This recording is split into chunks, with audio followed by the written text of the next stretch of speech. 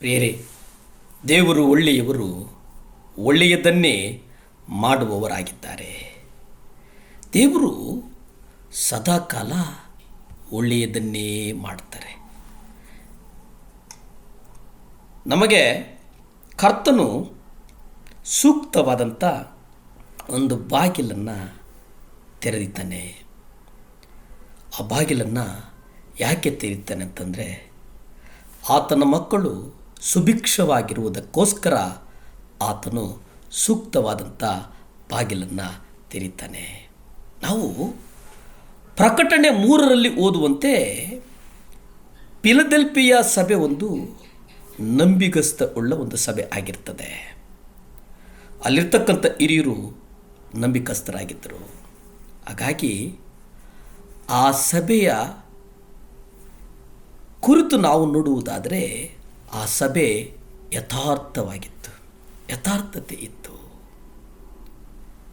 ಪ್ರಕಟಣೆ 3ನೇ ಅಧ್ಯಾಯ 8ರಲ್ಲಿ ನಾವು ನೋಡ್ತೇವೆ, ಕರ್ತನು ಅವರಿಗೆ ಹೇಳಿದ್ದೇನೆಂದರೆ, ನಾನು ನಿನ್ನೆದುರಿನಲ್ಲಿ ಒಂದು ಬಾಗಿಲನ್ನು ತೆರೆದಿಟ್ಟಿದ್ದೇನೆ, ಯಾರು ಅದನ್ನು ಮುಚ್ಚಲಾರರು. ಪ್ರಿಯರೇ, ಕರ್ತನು ನಮಗಾಗಿ ಇಟ್ಟಿರ್ತಕ್ಕಂಥ ಯೋಜನೆಗಳನ್ನು, ಕರ್ತನು ನಮಗಾಗಿ ಕೊಡುವಂಥ ಅವಕಾಶಗಳನ್ನು, ಕರ್ತನು ನಮಗಾಗಿ ಸಿದ್ಧಪಡಿಸಿರ್ತಕ್ಕಂಥ ದಾರಿಯನ್ನು ಯಾರೂ ಮುಚ್ಚುವುದಕ್ಕೆ ಸಾಧ್ಯ ಇಲ್ಲ. ಆಮೇನ್.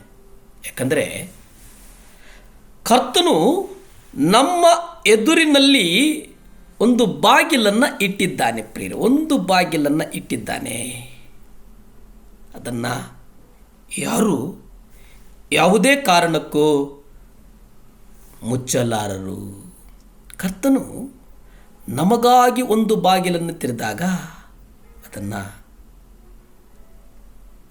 ಯಾರು ಅದನ್ನು ಮುಟ್ಟುವುದಕ್ಕೂ ಸಾಧ್ಯ ಇಲ್ಲ. ಪ್ರಕಟಣೆ 3ನೇ ಅಧ್ಯಾಯ 7ರಲ್ಲಿ ನಾವು ನೋಡ್ತೇವೆ, ಬೀಗದ ಕೈಗಳು ನನ್ನಲ್ಲಿವೆ, ನಾನು ತೆರೆದದ್ದನ್ನು ಯಾರು ಮುಚ್ಚಲಾರರು. ಇಲ್ಲಿ ಗಮನಿಸಿ, ಅಲ್ಲಿ ಬಾಗಿಲನ್ನು ತೆರೀತಾರೆ, ಇಲ್ಲಿ ಬೀಗದ ಕೈ ನನ್ನಲ್ಲಿದೆ, ಆ ಬೀಗದ ಕೈ ನನ್ನ ಬಳಿ ಇದೆ. ನಾವು ಯಾವುದೇ ಬಾಗಿಲನ್ನು ಜೋರಾಗಿ ತಟ್ಟುತ್ತಾ ಕಾಯುವಂತಹ ಅವಶ್ಯಕತೆ ಇಲ್ಲ. ನಮ್ಮ ಕರ್ತನಾದಂಥ ದೇವರು ನಮಗಾಗಿ ಸೂಕ್ತ ಬಾಗಿಲನ್ನು ತೆಗಿತಾನೆ. ನಾವು ಅದಕ್ಕಾಗಿ ಸ್ವಲ್ಪವೂ ಶ್ರಮಿಸಬೇಕಾಗಿಲ್ಲ. ಏಕೆಂದರೆ ಆತನ ಮಕ್ಕಳಿಗೆ ಏನನ್ನು ಕೊಡಬೇಕೋ ಅದನ್ನು ಆತನು ಕೊಡುವವನಾಗಿದ್ದಾನೆ. ಪ್ರಿಯರೇ, ನಾವೇನು ಮಾಡಬೇಕಂತಂದರೆ, ಸಣ್ಣ ಪುಟ್ಟ ವಿಷಯಗಳಲ್ಲೂ ದೇವರಿಗೆ ನಂಬಿಗಸ್ತರಾಗಿರಬೇಕು.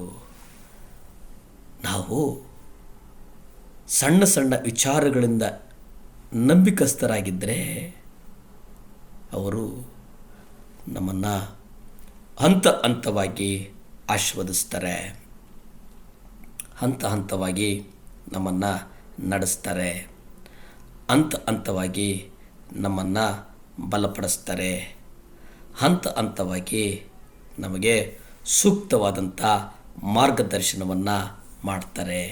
ಇದು ಯಾಕೆ ಸೂಕ್ತವಾದಂಥ ಮಾರ್ಗದರ್ಶನ ಬೇಕು ಅಂತಂದರೆ, ಆಧ್ಯಾತ್ಮಿಕವಾಗಿ ಈ ಲೋಕದ ಕಾರ್ಯದಲ್ಲಿ ನಡೆಯುವುದಕ್ಕೆ ಇವತ್ತಿನ ಕಾಲಘಟ್ಟದಲ್ಲಿ ನಾವು ನೋಡುವುದಾದರೆ ನಮಗೆ ಸೂಕ್ತವಾದಂಥ ಮಾರ್ಗದರ್ಶನಗಳನ್ನು ಕೊಡುವವರು ಇವತ್ತು ಮರೀಚಿಕೆಯಾಗಿದ್ದಾರೆ. ಆದರೆ ಎಲ್ಲ ಮರೀಚಿಕೆಗಳ ನಡುವೆ ಕರ್ತನು ನಮಗೆ ನೂತನವಾದಂಥ ಬಾಗಿಲನ್ನು ಕೊಡ್ತಾನೆ, ನೂತನವಾದಂಥ ಬಲವನ್ನು ಕೊಡ್ತಾನೆ, ನೂತನವಾದಂಥ ದಾರಿಯನ್ನು ಕೊಡ್ತಾನೆ, ನೂತನವಾಗಿ ಮಾರ್ಗದರ್ಶನವನ್ನು ಮಾಡ್ತಾನೆ ಅನ್ನುವಂಥದ್ದನ್ನು ನಾವು ನೆನಪಿನಲ್ಲಿಟ್ಕೊಳ್ಳಬೇಕು. ಆ ನೆನಪು ನಮ್ಮನ್ನು ಇತರ ಕಾರ್ಯಗಳಿಂದ ನಮ್ಮನ್ನು ಮುಕ್ತಗೊಳಿಸ್ತದೆ, ವ್ಯರ್ಥವಾದ ಕಾರ್ಯಗಳಿಂದ ನಮ್ಮನ್ನು ಸಡಿಲಗೊಳಿಸ್ತದೆ, ಅಸಹ್ಯಕರವಾದಂಥ ಕಾರ್ಯಗಳ ಕಡೆ ನಮ್ಮ ಗಮನವನ್ನು ಹರಿಸುವುದಕ್ಕೆ ಸಾಧ್ಯ ಆಗುವುದಿಲ್ಲ. ಹಾಗಾಗಿ ನಾವು ಕರ್ತನಿಗಾಗಿ ನಂಬಿಕೆಯಿಂದ ಇರೋಣ, ಕರ್ತನನ್ನು ಆರಾಧಿಸೋಣ, ಪ್ರಾರ್ಥಿಸಿಕೊಳ್ಳೋಣ. ಭೂಮಿ ಆಕಾಶಗಳನ್ನು ಉಂಟು ಮಾಡಿದಂಥ ಸರ್ವಶಕ್ತನಾದಂಥ ದೇವರ ಸ್ತೋತ್ರಪ್ಪ, ಹೊಂದಿಸ್ತೇನೆ ಸ್ವಾಮಿ. ಸಹಾಯ ಮಾಡು ದೇವರೇ. ಬಲ ಇಳಿಲಿ ಸ್ವಾಮಿ. ಪರಿಶುದ್ಧಾತ್ಮ ದೇವರೇ, ವಿಶೇಷವಾಗಿ ಸ್ವಾಮಿ ನಿಮ್ಮ ರಕ್ತ ಚೆಲ್ಲಲಿ ಸ್ವಾಮಿ. ಯಾರ್ಯಾರ ಮಕ್ಕಳು 7 ಲ್ಯಾಂಪ್ ಚಾನಲ್ ನೋಡ್ತಾ ಇದ್ದಾರೆ ಸ್ವಾಮಿ, ಅವರ ಹೃದಯದಲ್ಲಿ ದೇವರೇ ಒಂದು ಸಮಾಧಾನ ಮಕ್ಕಳನ್ನು ಮುಟ್ಟಲಿ ಸ್ವಾಮಿ. ಒಂದು ಸಮಾಧಾನ ಮಕ್ಕಳನ್ನು ಮುಟ್ಟಲಿ. ಯೇಸುವಿನ ನಾಮದಲ್ಲಿ ಬೇಡ್ತೇನೆ ತಂದೆ, ಆಮೆನ್. ಹಲ್ಲೆಲೂಯಾ.